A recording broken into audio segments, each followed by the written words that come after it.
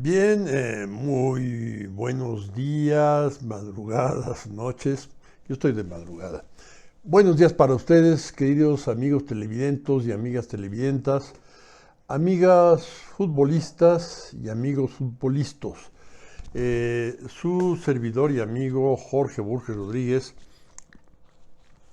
de nuevo, muy contento por disponer de la valiosa atención de ustedes que, que son muy persistentes en seguirme y se los agradezco en el alma. Por cierto, me dijeron que es conveniente, es adecuado pedirles que se suscriban a este medio Café Texcoco. No sé qué es, creo que es un canal, no sé. Eh, eh, lo cibernético ya me llegó tarde. Bien, pero que se suscriban a mi canal y que difundan este video, ¿verdad? Este no es de los muy políticos, ¿verdad? Eh, Sino es de estos efemérides que uno aprovecha para subrayar ciertas cosas que para uno son importantes, ¿verdad? Eh, por ahí me recordaron alguna vez de que yo siempre hablo de que en mi bendito idioma, eh, distinguimos entre muchas cosas, que nuestro vocabulario es muy rico, por lo pronto, tiene otras cualidades. Ahorita vamos a hablar de eso, porque la conmemoración correspondiente al día de hoy es, por un lado, muy buena. No son solo décadas, no son 40 años, eh, eh, 140 años o 150 años. Son 5 siglos, es en siglos, no en décadas.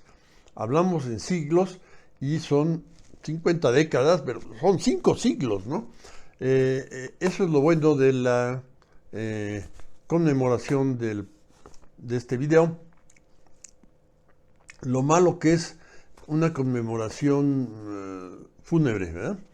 El día de ayer no pude, por estar malito de la panza, no pude hacer el video. El día de ayer se conmemoraron 500 años del fallecimiento de don Antonio de Nebrija, un celebérrimo humanista, erudito español, cuya existencia está entre los... eh, comienza su vida en el siglo XV, 1400 y feria, 1460 y tantos o algo, o 50 y tantos, y fallece en el año 1522.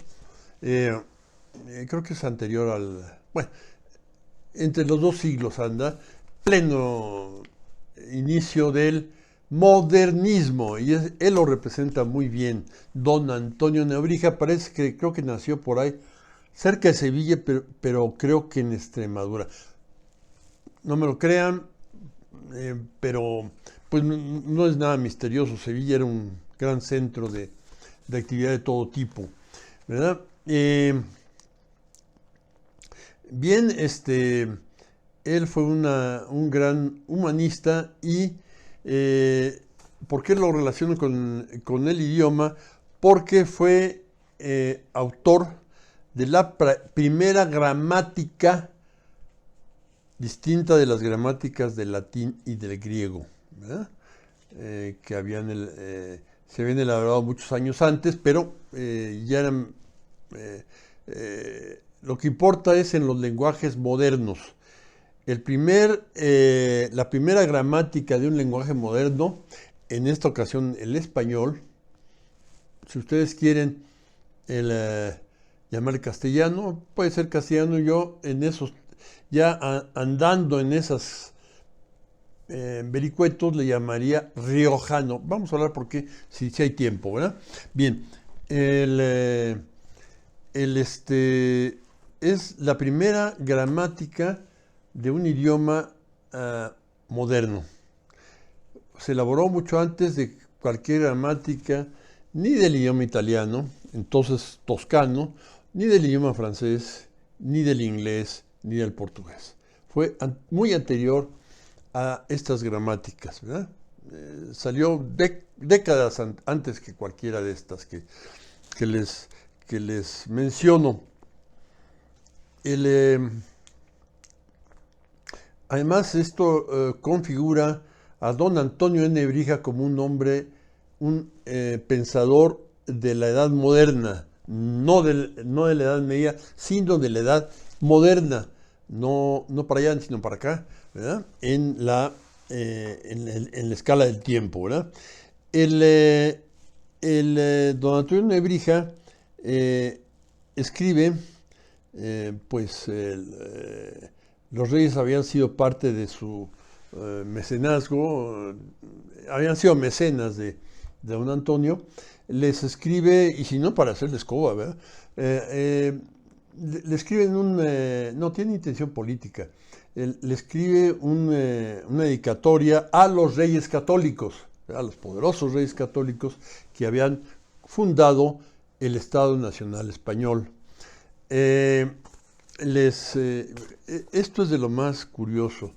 Entre la dedicatoria les dice que disponer de una gramática facilitará la labor evangelizadora que se vaya a realizar en los futuros territorios que bajo la iniciativa española se iban a descubrir. En los futuros territorios que se iban a descubrir. Esto creo que lo escribió un año antes del 12 de octubre del 92, ¿verdad? Poquito antes del descubrimiento de América les habla de eso. Creo que la existencia de un continente lejano o muchas tierras, no un continente que es un bloque muy grande de tierra emergida, sino de tierras que pueden ser islas más pequeñas, etcétera, etcétera, ¿no? Pero había muchas pistas en gente, entre navegantes, entre cartógrafos y gente de este estilo, astrónomos, de la posibilidad de tierras del otro lado de la mar-océano, ¿verdad? La mar-océano. Bueno, ya se conocían los libros de bitácora de Leif Erikson, vikingo, y la referencia a las bitácoras de Piteas, un griego de más tiempo atrás, acerca de tierras en la parte norte de lo que es ahorita América, Península del Labrador, esa zona, ¿verdad? No más al sur de Nueva York, creo. Entonces, bueno, existía esto y existía la inquietud por hacerlo. No era algo de conocimiento vulgar, sino de conocimiento de los especialistas de aquel tiempo. Bien, esto es algo muy interesante, ¿verdad? Se los canta así don Antonio de Nebrija a los reyes católicos. Y lo importante que lo configura como un pensador moderno es que en esa dedicatoria les dice, les manifiesto aquí cómo se articulan y se manejan las regularidades del idioma que los naturales de la península española hablan. Y muy pocos escriben, ¿verdad? Pero las regularidades que existen, esto configura al primer gramático de la lengua castellana como alguien que entiende la gramática como una ciencia observacional, que anda viendo y ve a ver qué hay, qué se enlaza con qué, en qué manera, qué regularidades se presentan, cuáles no se presentan. Todo eso lo escudriña un pensador llamado Antonio de Nebrija y las encuentra, las de aquel entonces, y esto pues nos configura a la gramática como una ciencia observacional, no una ciencia normativa para gentes con buen sentido, ¿verdad? Si así se habla, así hablo. Y entonces es lo que nos dice los idiomas son entes vivos que evolucionan por sí solos. O sea, estas tarugadas del género y todo eso, pues debe darnos risa, ¿no? A lo mejor se imponen, ¿verdad? Pero hay otras cosas que no... Bueno, lo que la gente diga, lo que la gente en su quehacer cotidiano, en su forma de hablar cotidiana, para hacer actividades prácticas, comerciar, enamorar, todo esto que es cotidiano, usa. Eso va a determinar si estas tarugadas feministas se imponen o no, ¿verdad? Lo va a determinar. Y estas son dos cualidades de la dedicatoria a los Reyes Católicos. La gramática es una ciencia observacional. Vamos a ver qué regularidades hay. Eso es lo que hace actualmente la Academia Española de la Lengua. La Real Academia es lo que hace actualmente muy sensatamente. Antes se sentían como los que tenían que decirte cómo hablabas. Y la gente hablaba como se le da la gana, ¿verdad? Y lo va moviendo, sí o no. Y bueno, sin embargo, bueno, si quiero yo entenderme bien con mis prójimos y veo que hay unas regularidades que hubo un cuate que las consignó, don Antonio de Brija, y que después de él hubo otros gramáticos que fueron perfeccionando, y que la academia se dedica a pulir eso, a revisar bien, pues lo uso en esos términos. Entonces para mí es normativa en esos términos, no en el sentido de que eres un corriente si no la usas así, ¿verdad? No, es una ciencia primordialmente observacional y por conveniencia de todos nosotros tiene cierta normatividad. Nos conviene seguir esa normatividad. Bien,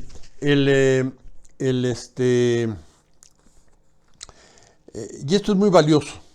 Esto es muy valioso porque del buen hablar y escribir viene un buen pensar, o se retroalimenta, el buen hablar y escribir se retroalimenta con el buen pensar. Y esto es muy importante. Yo recuerdo alguna vez que en algún aniversario del 2 de octubre, en una preparatoria popular de aquí del Oriente, del Estado de México, nos invitaron a este servidor de ustedes y al director de la prepa de Texcoco, nos invitaron a formar parte de un panel que iba a hablar del movimiento estudiantil 68, de Tlatelolco, todo eso, ¿verdad? Y bueno, surgió ahí que tanto el señor director de la prepa y yo éramos egresados de la Facultad de Ciencias, ¿verdad? Y se extrañaban, decían, bueno, esperábamos gente que viniera de la Facultad de Derecho, de la Facultad de Economía, de la Facultad de Filosofía, de la Facultad de Ciencias Políticas, pero no, éramos un físico, mi amigo, y yo matemático. Lo que pasa es que la Facultad de Ciencias fue uno de los centros de actividad durante el movimiento 68. Muchos líderes fueron de aquí. Y algo semejante pasó en el Instituto Politécnico Nacional. Muchos de los principales líderes eran de la Escuela de Físico-Matemáticas. ¿Por qué? Sería interesante abundar en esto. ¿Por qué en las ciencias exactas surgió la mayor insurgencia, ¿verdad?, de aquel tiempo? Habrá que escudriñarlo, no es el momento para hacerlo, ¿verdad? Pero bueno, después de contestar preguntas sobre el 68, una joven estudiante de esa prepa me preguntó, oiga, aprovechando que usted está aquí, denos un consejo para entender las matemáticas. Me preguntó esta muchacha, ¿cómo le hago para entender las matemáticas? Y yo no dudé un instante en decirle, pues aprende el español, ¿verdad? Aprende bien el español, esmérate en tu dominio del español y vas a ver que vas a empezar a entender mejor las explicaciones que te dan y los mecanismos que son explicaciones complicadas, pero que a la persona que maneja un buen lenguaje materno, que el nuestro es el español, se le va a facilitar, ¿verdad? Entonces, le dije, mira muchacha, y además esto es algo placentero, ponte a leer historias y todo eso, y la vas a pasar a todo dar, y se te va a ir pegando el buen idioma castellano. Eh, Alguien exageró diciendo que había que leer el Quijote, ¿no? El Quijote es maravilloso, pero es de otra época. Yo sugerí, bueno, mejor Cristina Pacheco, Arreola, Borges, este otro, el coordinador del cuento, Edmundo Valadez, ¿verdad? Del Mundo Valadez y de la revista El Cuento. Pásate buenos ratos leyendo eso y se te va a ir pegando, caramba. Es placentero la labor de escalar un buen manejo del idioma castellano, que yo insisto en que es riojano. Los lingüistas, no porque sea muy fregón, porque he leído versiones de que, además el buen vino de La Rioja, ¿verdad? Mejor vino español. He leído de que lingüísticamente es una frontera entre el latín vulgar visigótico y el idioma vasco, que es una mezcla de ambos. Y del idioma vasco recibimos que es el castellano o riojano, como le diría yo.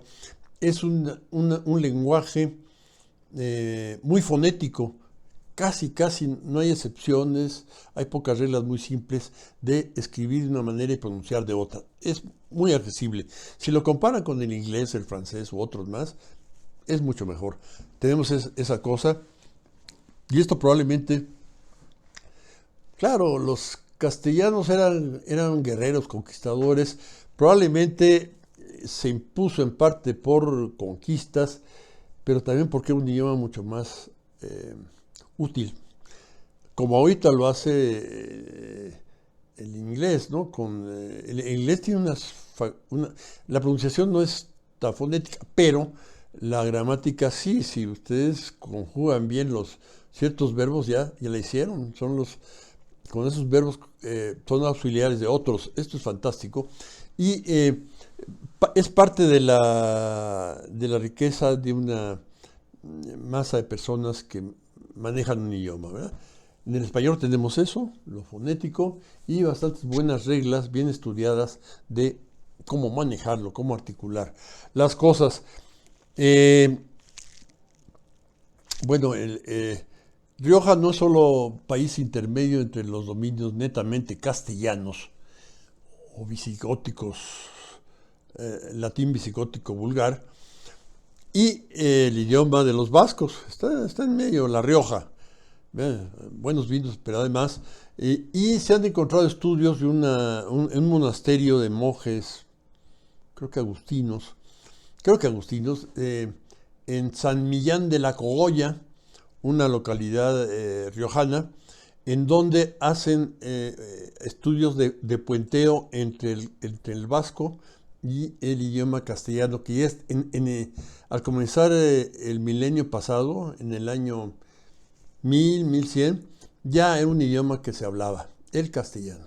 Entonces, estos monjes están ahí estudiando esas ligas, y eso nos dice, es la primera evidencia escrita del idioma castellano. Entonces, no me tiembla ahí. Bueno, además yo que voy a perder, ¿verdad? Soy matemático, ¿no? Pero quizás es riojano más que castellano. Esto pasó en muchos países, por lo menos en Italia el idioma que se impuso fue el toscano, ¿verdad? Al resto de Italia, ¿verdad? Se fue imponiendo por la cultura Florencia y todo eso, ¿verdad? No sé en Francia, no sé en Inglaterra, sí, el sur de la isla de la Gran Bretaña, pues ahí es más rica, etcétera, etcétera. Ahí están Oxford, Cambridge, etcétera, etcétera.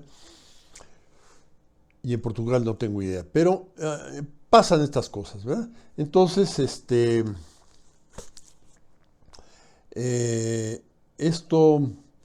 Estas cualidades facilitan la aceptación de un idioma. Entonces, para celebrar el cumpleaños, no, perdón, para conmemorar el fallecimiento de don Antonio de Nebrija y celebrar sus hechos de vida, entre los cuales está este estudio de nuestro, lo insisto, nuestro bendito idioma. Muchísimas gracias. Nos vemos mañana, a ver si le entramos a la bronca política o no, ¿verdad? Según esté. Muy buenas noches, espero que tengan buen día cuando estén escuchando mañana este video. Hasta luego.